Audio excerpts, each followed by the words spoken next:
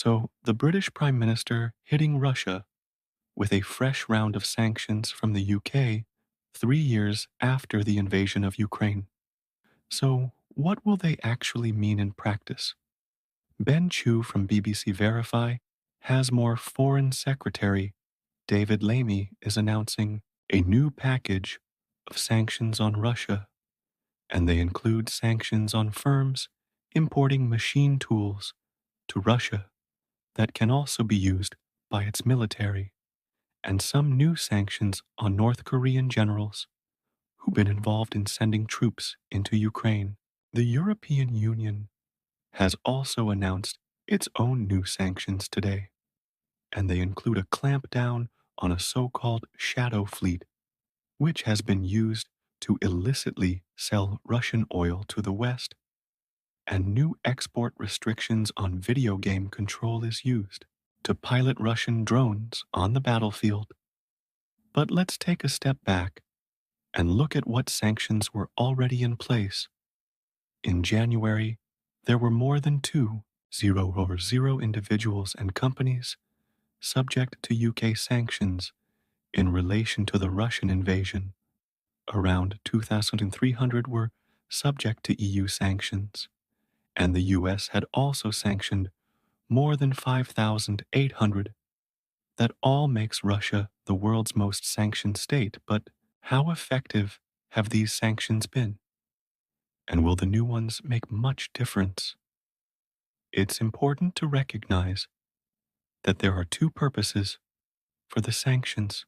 One, to put pressure on Putin and individuals in the regime which are close to him. Second, to impede Russia's ability to wage war in Ukraine, and also to damage the wider Russian economy.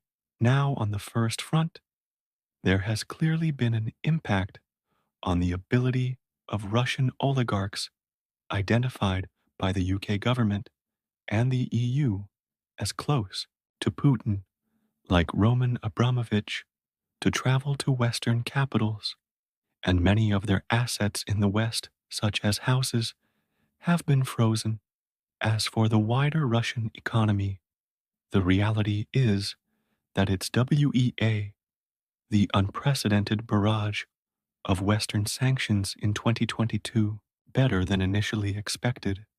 This dotted red line shows what the International Monetary Fund forecast would happen to Russian economic growth in April 2022, just after the initial sanctions were announced. The forecast suggested the country would slump into a deep recession, but this dark blue line shows what actually happened. It avoided that slump and was forecast to keep growing. That's partly because Russia has been able to continue to source consumer goods and some vital industrial components from China.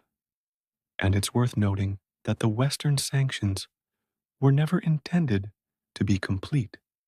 When it came to Russian energy, they wanted to reduce the revenues flowing to the Kremlin for its oil through a price cap, but not to cut off those flows completely, because Western leaders were worried about the impact of that on prices in their own countries. However, some analysts say there are signs that the Russian economy is now coming under severe strain, and that it's best encapsulated by this, which shows the interest rates set by the Russian central bank. Russia has had to devote a considerable share of its national economic resources to producing weapons and paying soldiers. That's created some serious domestic inflationary pressures. That's why the central bank has had to put interest rates up to 21%. Some economists doubt that this is sustainable for Russia. Nevertheless, it's hard to be certain how much of this economic pressure on Russia is specifically due to Western sanctions and how much to the genial strain of Putin's shift of the Russian economy onto a war footing.